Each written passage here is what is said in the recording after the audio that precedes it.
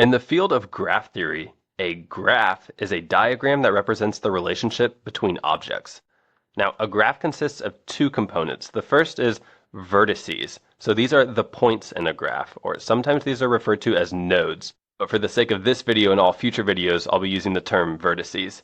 And the other component is the edges of a graph, and these are just the lines that connect the vertices. So let's take a look at an example of a graph. So here's an example of a graph. Let's call it graph G. Within this graph, we can see that there are three vertices, so A, B, and C. So these are just the points in the graph. We can also see that there are three edges. So here's one edge that connects vertices A and B. Here's another edge that connects vertices B and C. And here's one more edge that connects vertices A and C. So there are three vertices and three edges in this graph. Now to actually describe this graph, there are two things we can do. We can write the set of vertices, so we just label that V. So the set of vertices is just the names of the vertices. So that would be A, B, and C. So that's our set of vertices. We can also write our set of edges. Now, when we want to label an edge, what we do is we just write the names of the two vertices that the edge connects. So for example, this edge right here connects vertex A with vertex B. So here's how we can write that. We write the set A, comma, B.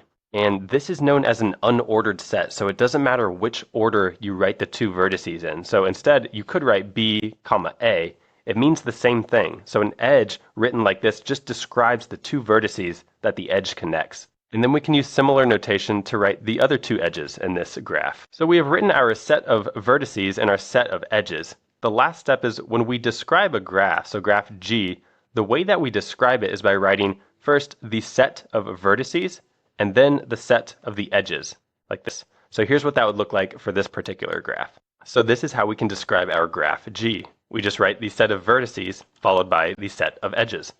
Now, as a little extra practice, consider this graph H.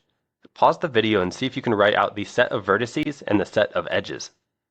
Alright, so here's what you should have got. The set of vertices, V, is A, B, C, D, and E. These are the five vertices in the graph. Then the set of edges is, the first one is A, comma, B, and we have B, comma, C, then we have B, comma, D, and lastly we have D, comma, A. So this long edge all the way out here. So to describe graph H, we simply write the set of vertices followed by the set of edges. Now, one last thing that I want to mention before closing this video is one question you might have is how is graph theory actually used in the real world? And it turns out that it's used in hundreds of different domains. Here are just a few different domains to name a few. We have logistics, social networks, telecommunications, urban planning, computer science. In all of these domains, graph theory is used in certain ways. So in each case, in each of these domains, we might have a graph that looks something like this. And for example, in social networks, the vertices in the graph might represent people, and the edges might represent the relationship or the connections between different people. In a different field, like urban planning, a vertex might represent a building or a location, and the edges might represent roads or bridges. So there are many different fields where graphs can be used to represent scenarios. So in this video, I just wanted to provide a very basic introduction to what is a graph in graph theory, and in future videos, I'll get into more detail of the different types of graphs, along with the properties of different graphs. So I'll catch you in the next video.